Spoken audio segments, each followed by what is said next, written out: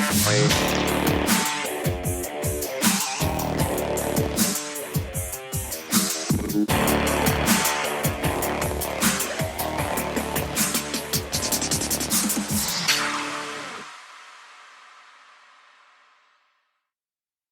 want to start off with a reminder that we are not doctors. Before you make any changes or try something new, always consult with your doctor and medical team first.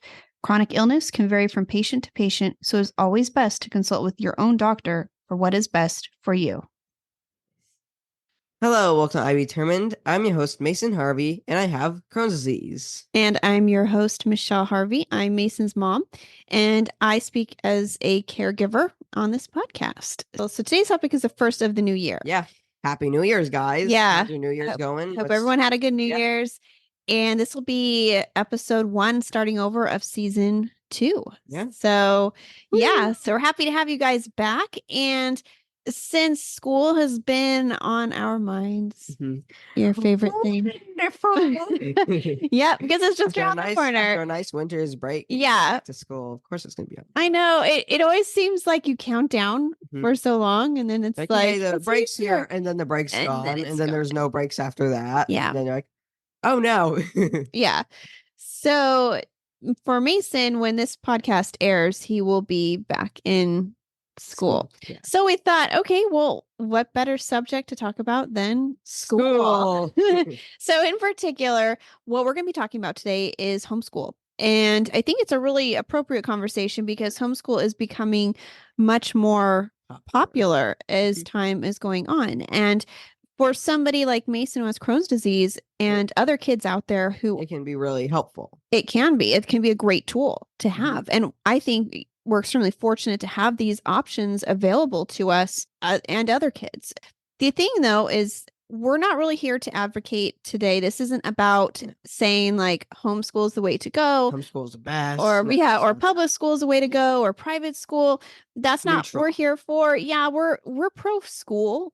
It's more about what works for your family. Yeah. We advocate for that. So that's the main thing. And for us, homeschool is the thing that worked. It worked for us, yeah. And it's been working for many years. We're not going to be going into IEPs or 504 plans today. That'll be for another episode. And hopefully we can... to all the details. No, not all of them. No, especially because with homeschool, you can get, at our school, you can get an IEP or a 504 plan depending on the setup, which we'll go into later.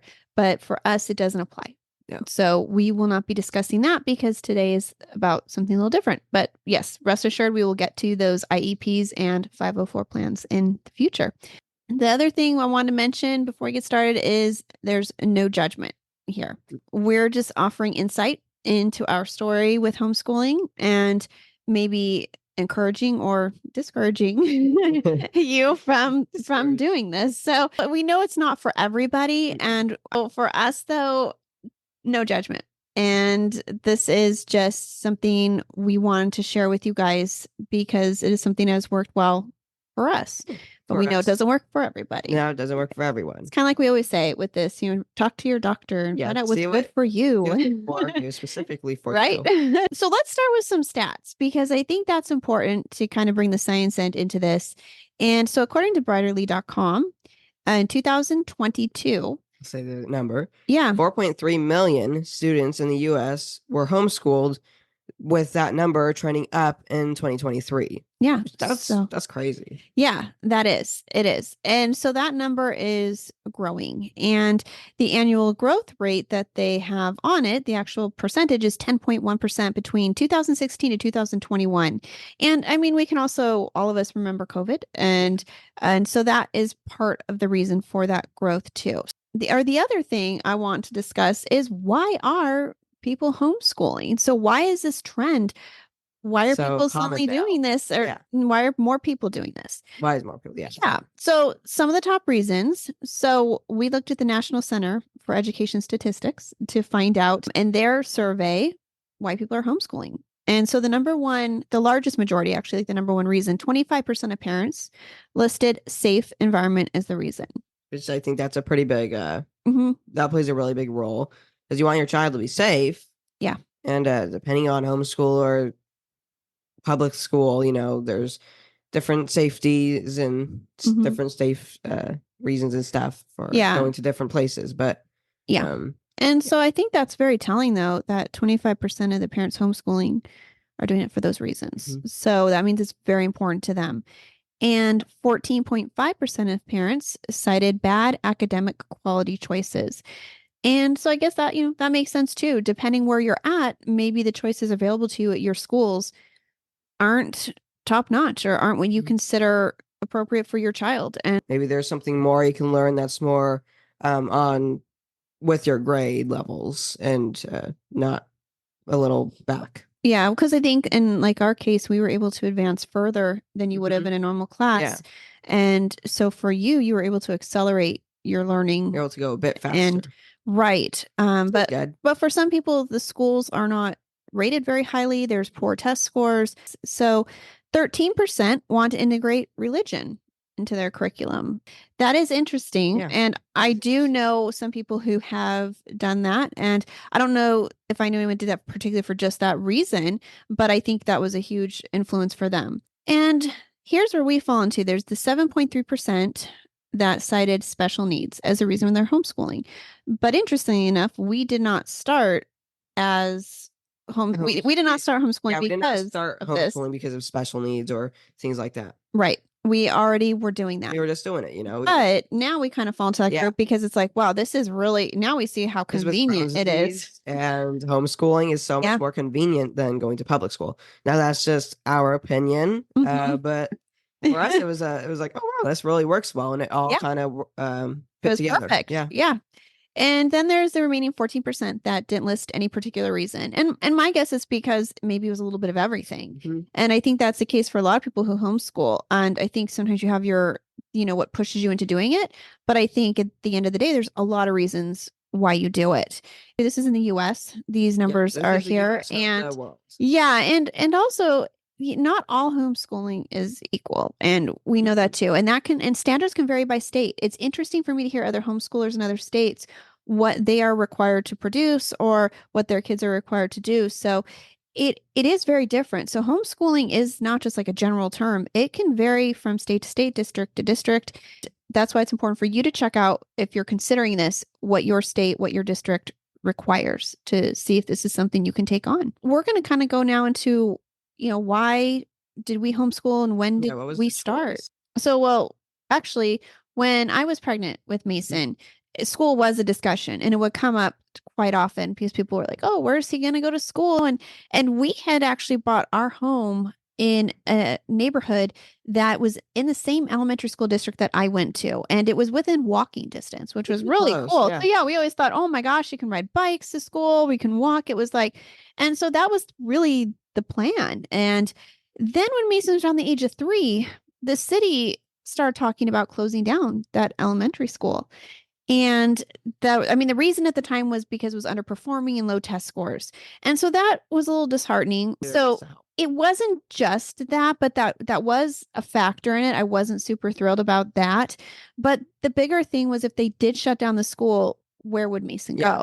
because that we'd have to restart off from like a different area, Where would be driving you to Yeah, school in where the would it morning? be? And Because there weren't really many other schools nearby. no, so it would definitely be a little bit more of a drive. Mhm. And at Couldn't the walk same there. time, also it's like, what if it didn't happen when you were in kindergarten or first grade? What if it happened when you were in third grade and then you had to go to a different school and you had to leave friends? So it was kind of like, like that's kind of like up in the air too. So just for the heck of it, we started looking into other options. Private school, not an option. That was just too expensive. And I really, again, some of the schools around here, we have some great private schools, but just not in our budget at the time. And so we checked into homeschooling. I had a cousin who was homeschooling her girls, and they were so smart, super social, like just these incredible kids. And I always thought, wow, my cousin is doing a great job with her girls. And I didn't really ever consider myself as a teacher type. Well, Uh, now she. yeah, which is funny Yeah. because how it ended up. But my husband was actually K through 8. That's what he went to college for and got his degree in and was certified in. Yeah, he And works at Costco he now. ended up not going into that Yeah. field and stuck with Costco, which has been actually a huge Yeah. blessing to us in many ways. Unexpected But but thankful. yeah, yeah, it all works out, I guess. I kind of started looking more into it, and I thought, I'm home because I work from home. I run my own business, and I could probably do this. I could work my schedule around his schedule, and thankfully I had a flexible work schedule too where I could do this. And I started really looking into it, and I really liked a couple of the academies in our area. And I thought he's not losing any quality of education here. And I'm not just like winging it. Like for me, I personally, my teaching style, I knew I would need some structure. I would need some Maybe a guidance little and bit. some help. And so for me, it was like, okay, I want to make sure that the education Mason is getting is equivalent or better than what he could Yeah, get in a a public public school. school. And so that was kind of my thing. And we ended up actually, the school didn't end up shutting down that was nearby us, but we had fallen so in love with this idea of homeschool. And even Mason, I mean, you were still a little, but I you still were, liked it. yeah. So it's kind of like, all right, let's give it a try. Yeah. And if the worst thing happens, it doesn't work out, we just enroll him into the school down the street. So we just were like, let's give it a go. And when we start telling the other parents about this, there was a lot of positive reinforcement. And then from some family members, there's, of course, going to be some critical comments because there's a lack of understanding of homeschool. Like, I don't know, they picture us, like I was saying, like we're like in a field, like Little House on the Prairie style, and it's like counting pints of dirt. Yeah, just counting rocks and stuff. And so I don't know what their vision of it was, but I was trying to explain that this would be Mason would be getting a very good education. We're making sure of that. And one of the negative comments was that we were told that, well, Mason's going to be way behind other kids his age. He's going to be at least a grade level behind. And looking into it, and this is according to the National Home Education Research Institute, the average homeschooler ranges between 85 to 87% on standardized tests, where public schools are around 50% on standardized tests. So, yeah. So, I mean, this isn't to like say one is better than the other, but that to me is a reassuring statistic. And so it's like, okay, well, it doesn't look like they're falling behind. And I am very confident in my abilities that I am not the kind of person, Mason knows this, I'm not the kind of person to do things halfway. No. And so we are going to make sure he gets a great education. If I can't provide it, I will put him in school where he will get it. I'm not going to sacrifice his education. So that was one of the things was, kind of like those comments or that he was going to be weird. And I always thought, like, that's such a strange thing to say. Rude. It is rude. It's like, and it's kind of like, well, what's wrong with weird? Like, what do you mean weird? Different? Like, to me, different is a good thing when it comes to kids because everyone's the same, they're not. It's good to be a little different. There it is. It is. I mean, could you imagine if you had to be just like somebody else and we forced you to be like that? Same thing. You can't have like your own opinion and stuff like that. Exactly. But it's important to raise kids that do have these different opinions and do have these different personalities. And I think it's important to embrace all types of kids and celebrate what makes them unique. And so if weird is their definition, and you're not going to be a cookie cutter kid, cool. Yeah. There's nothing wrong with that. And I also know that in public schools, there are good teachers who also recognize this and celebrate this. So I'm not knocking any of you teachers out there. I think you're doing a great job. I respect it highly. I mean, I'm not a teacher like you guys. Tell us what it's like to have a class full of hundreds of kids that are not behaving well, or some of them are behaving, and how you manage that. It's a challenge. It is. And they're doing a great job. And I think it's even better when these teachers do recognize that it's okay to be different and not to call a kid weird or say it's like you shouldn't do that. No.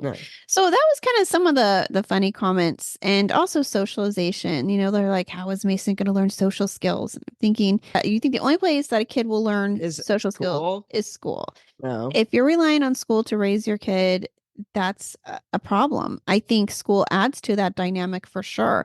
But with homeschooling, you can have your child socialize with all ages. There's all kinds of people, groups, and things you can attend, go I to. do. I go to the Crohn's and Class Foundations, all that stuff. You get to socialize there. You meet the Yeah. great people there, like Ralph Panershka, and Mhm. all those cool people, you know? Yeah, and these, I mean, granted they're older than you, Yeah, yeah. but that doesn't matter. Like I think that's something that you is cool about you is you've had friends your age, but you also get you get along really well with adults Yeah. too, which is a huge bonus. And I know some kids get shy around adults, and I think for Mason, it's like he's always socialized around both groups. So to him, it's no This different. is kind of normal for me. It is, and that's important Yeah. to make that a normal. I think that if you sit down, actually talk to these kids who are homeschooled, you're going to find a lot that are well spoken, outgoing, very confident. So, yeah, school definitely has social advantages, but it's not the only way to do something. And so I think it's just important to look at the bigger picture and realize these kids are going to turn to adults. Yeah. And when they're learning to socialize with adults too, they're going to have an advantage that they're going to have that confidence at a younger age. And I think that's a huge bonus. Yeah. Mason goes to Classical Academy Good school. High School. I think they always have like good classes. Like they're not boring, but they're a good mix of facts. But they're interesting at the same time as Educational. educational, you know, so you Yeah. don't lose interest. Yeah.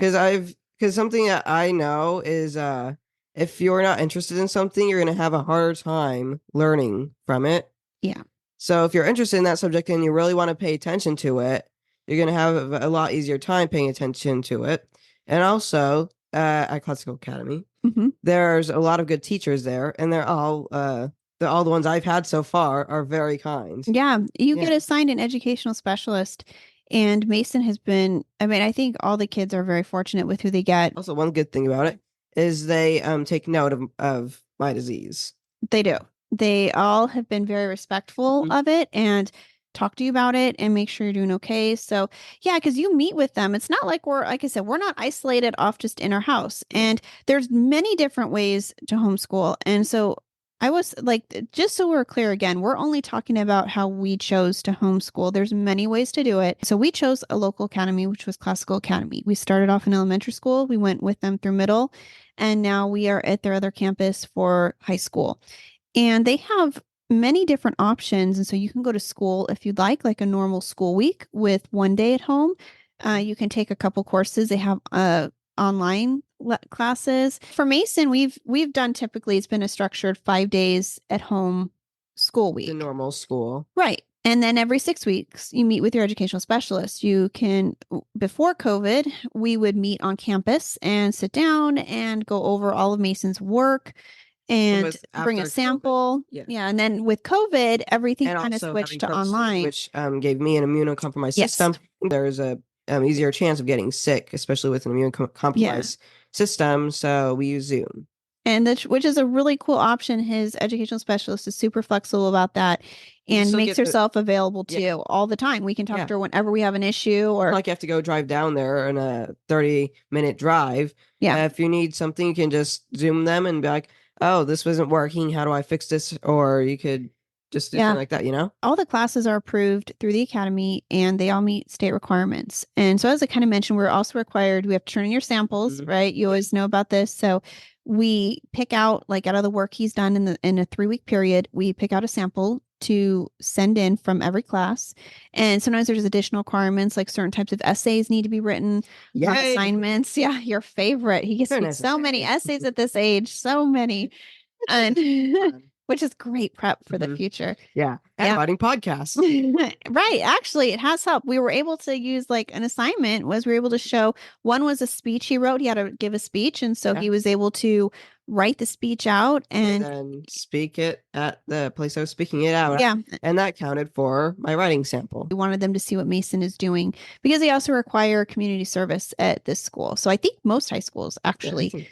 And so there is those hours. So for Mason, he's able to apply what he's been doing just naturally to give it to the community service hours. So it's pretty cool. We also have to document their daily work, their hours they put into it, and make sure they're doing all required reading and PE. If you miss a day, then it all kind of builds up, and then you have to do more and more every day. And so it's good just to Get And it all done. because it's a lot of work for me as Yeah, because she's a teacher. Well, yeah, well, like there's you're the other teacher, you're teachers. the caregiver, you're the parent, you're also working. And so it's like, can I do this? I wanted to make sure I could because, again, he's my priority and I want to make sure it's working for him.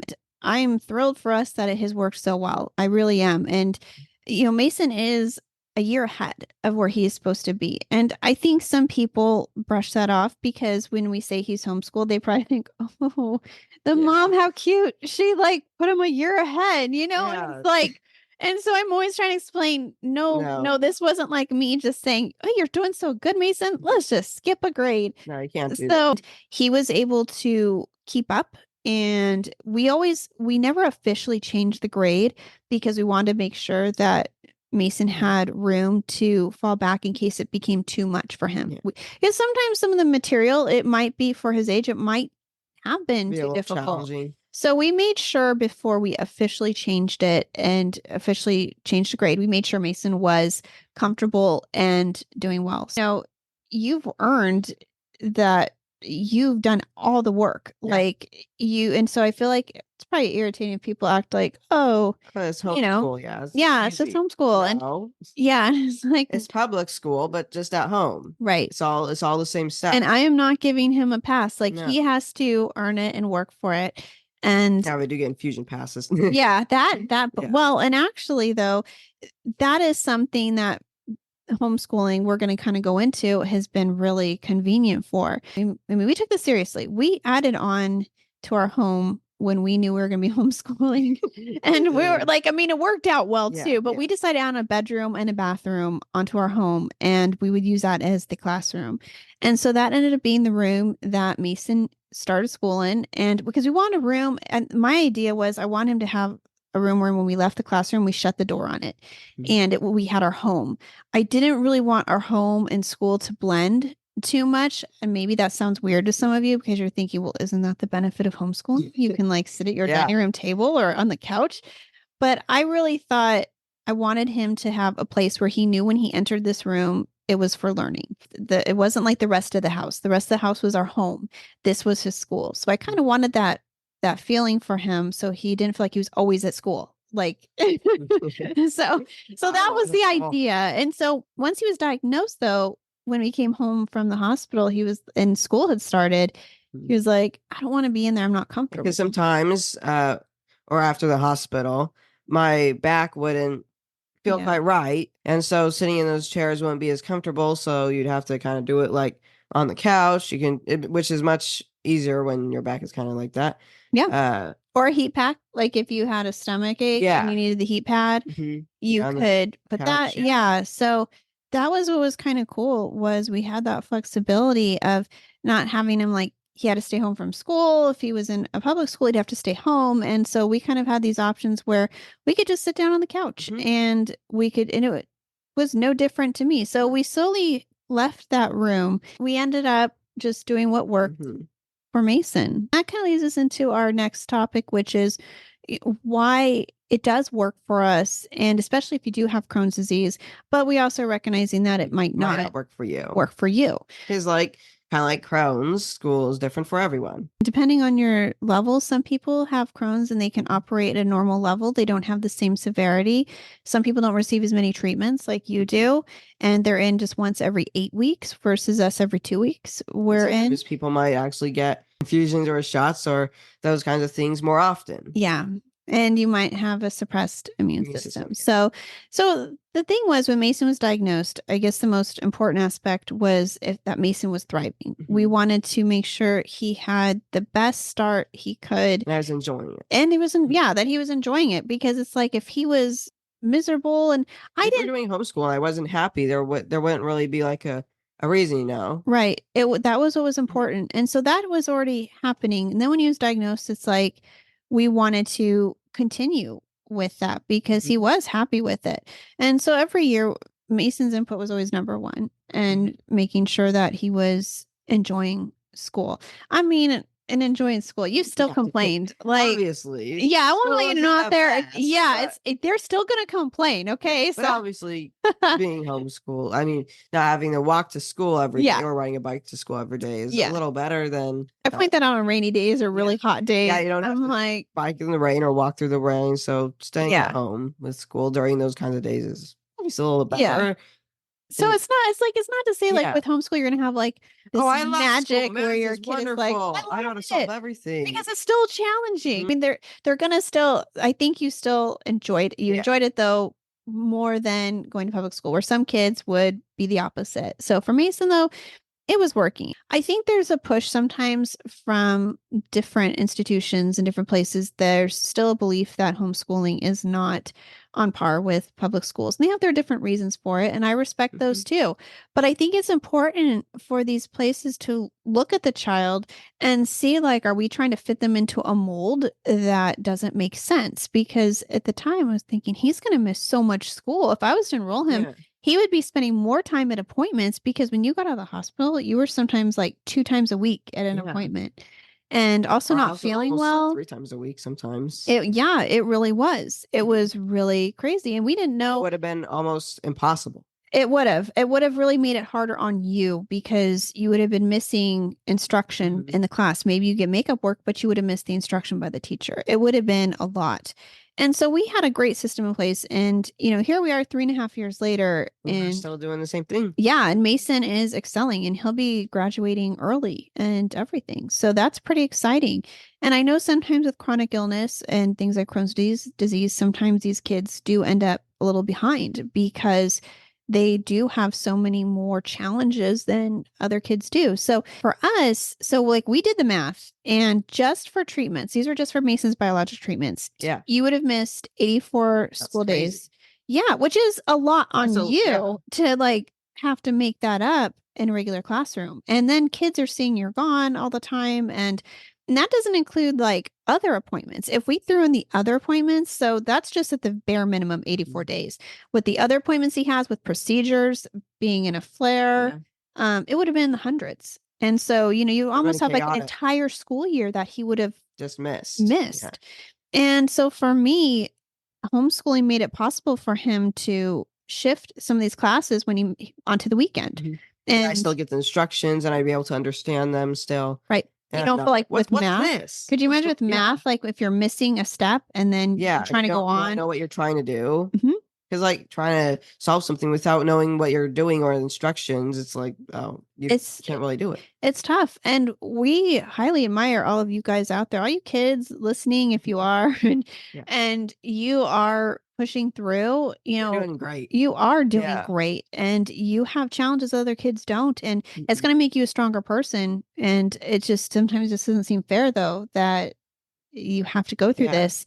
But, You're still going through it you're and getting through you're it. doing your best. Yeah. You And can only try, and that's that's good. all right. It's all you can Yeah. do. And so for us, though, we had this option that I'm like, well, this is cool. If he doesn't feel well, Mhm. we can just put him on the couch and let him do his studies. And so it was a really easy adjustment. And it also reduced anxiety and Mhm. stress for you. And I think also being immunosuppressed would have been stressful being Going at to school school. and you hear someone coughing, like, oh no, what's that?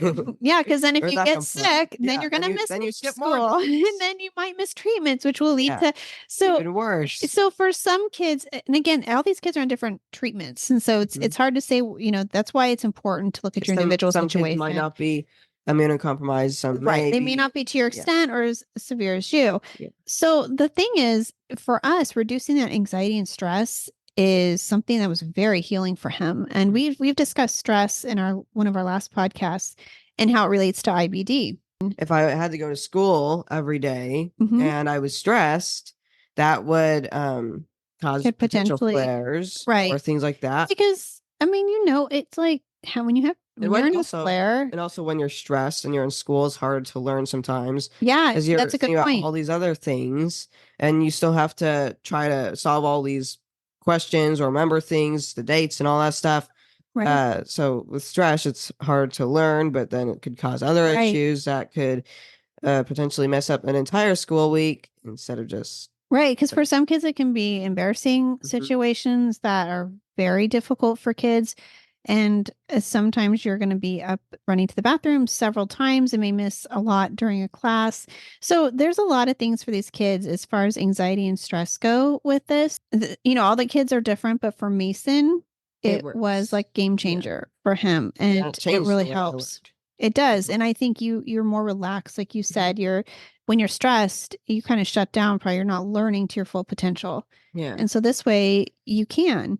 One of the things we said in the very beginning that we're not here as advocates for homeschool. Mhm. We're advocates for what is best for your child and what you can do for them because Yeah. sometimes what is best is not something you can afford, not something you can Mhm. make happen, but you just need to do the best you can with your situation to give them the best advantage. And so that's why we're pro school in all aspects of whatever works. And so one of the good examples though of why homeschool, Became so popular. it did becomes was COVID. COVID. Oh, Yeah. And so many kids were homeschooled during yep. COVID. Yeah.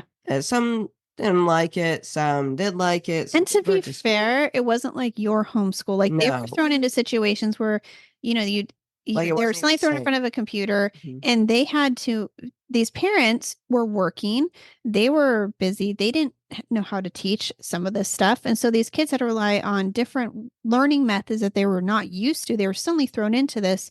It's no wonder a lot of them struggled. Some So, of their grades went down, which isn't yeah. great. No. And so, like for Mason, our type of homeschool was already more structured. We had a Mhm. system. And for a lot of these kids thrown into it during COVID, you have these parents that are well meaning, but they're not cut out to be teachers to their children. Maybe teachers for other kids, Yeah. but it is a tough job. And parents know sometimes your kids aren't going to respect you the same, or it's going to be hard for you to teach them because they're your child. And so that's an important dynamic to realize if it works for you. COVID did show it did not work Yeah. for a lot of people. Yeah. And these parents were trying to work from home while they're trying to teach. I mean, there were some really funny videos that went viral that came out of Yeah. it. Yeah. So there's like a lot of situations where I felt for these parents because I was used to being working from home Mhm. already and running a business and For being us, it was just flexible. our normal It that was really just was. continuing. It really was. The Yeah, it wasn't abnormal really thing was the different. Yeah. diagnosis of a disease. That was crazy. And the other But abnormal thing was the introduction of COVID to the world. right, which people were stressed about that too at the time. Mhm. They didn't know a lot about it. They're stressed So, again. yeah, so I think that COVID is just kind of a perfect example of why both public school and homeschool work because it just depends on the child and the parent. And this is why some grades and some kids are behind, they fell way behind and scores went down for schools. Other parents kept homeschooling because their children started doing better. I think They parents like started homeschooling, realizing, huh? like, wow, our kids do learn differently. My Mhm. kid does like homeschooling. So I think COVID was very revealing for different types of teaching and how kids responded. I think it was kind of an accidental test Yeah. of that whole An system. accidental test created by COVID. Yeah. So I think that a lot of you may have already kind of, if you already went through that, you may already know like homeschooling is not an Do you like option. homeschooling? Do you not like homeschooling? Do you Yeah. absolutely hate it? Do you like public school? Do you not like public school? Any of that. Yeah. And there's some of you out there that are full-time working parents that are not at home, and this is just not something that's going to work for you. And there's some of your stay-at-home parents that have other kids, and teaching multiple children does not appeal to you. And there's some of you that really wish you could homeschool your child who has Crohn's disease and make it easier for them. And then there's some kids that have Crohn's disease and don't want to be homeschooled. They want to stay in school. So there's so many different dynamics. And I just think it's important to, as a caregiver, also as the adult, know yourself very well as a caregiver, a parent, a teacher, a working parent, all these things and know if Employee. you're capable. Try to think like what is your limit? What you can do without stressing or worrying about something. Like Maybe yeah, self-motivation self too. motivation. That's a good one. Yeah. Because I think some kids, like in a classroom, they like that competition. Like 'Cause I know, they wanna feel motivated to get like first place in the classroom, maybe. mhm, Yeah.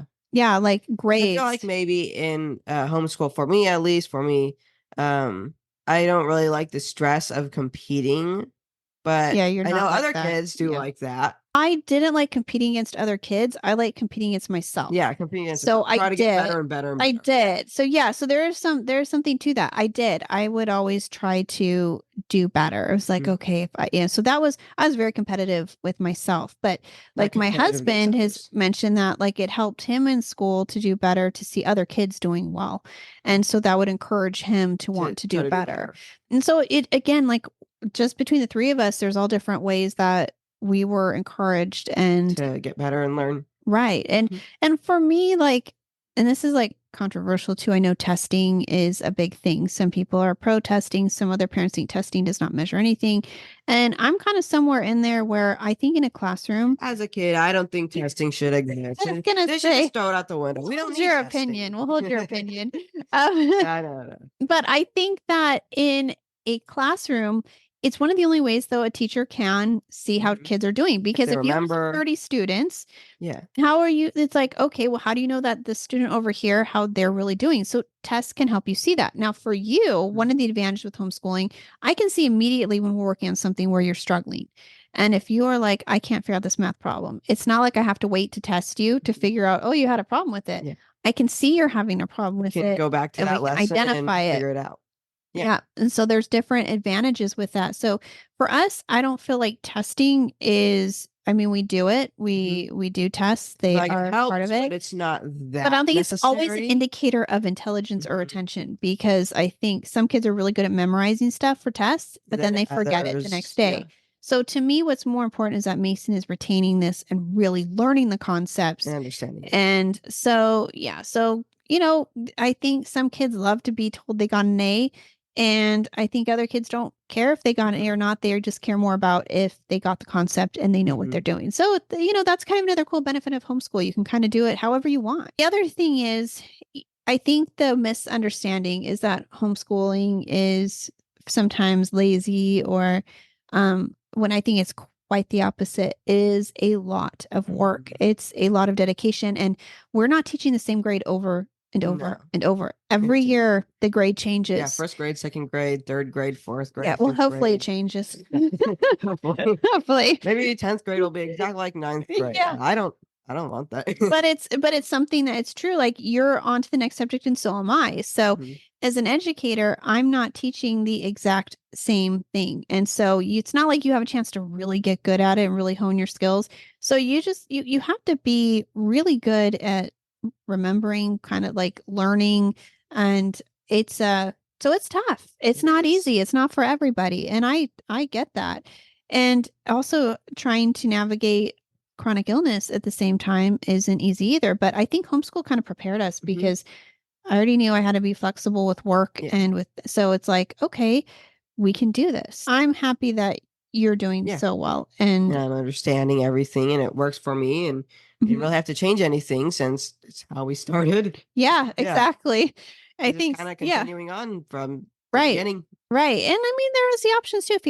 He always has the option Mhm. if he wants to do something different. Luckily, our school is pretty flexible with that. Yeah. It's pretty cool But that I we mean, do have I that. don't think so.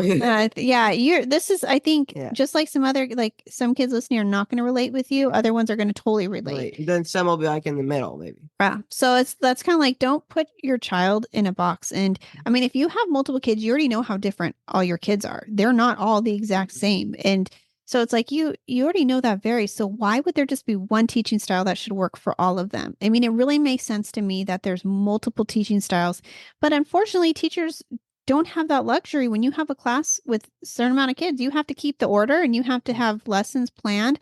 You can't plan to each student. You just Yeah. can't. It He's gonna be doesn't like, make well, this sense. kid over here needs about an hour to learn. This kid over here needs 15 minutes. Yeah, This person here likes this subject. This it's one likes this subject. Well, we're gonna have them all do the different subject, but in the same time, you can't do that. it's really challenging. So it is So tough for the teachers too. I think that homeschool is a great option for your kids in that sense. And I think that's just important to focus on what helps your child excel. Mhm. And that is the beauty of all the different options we have.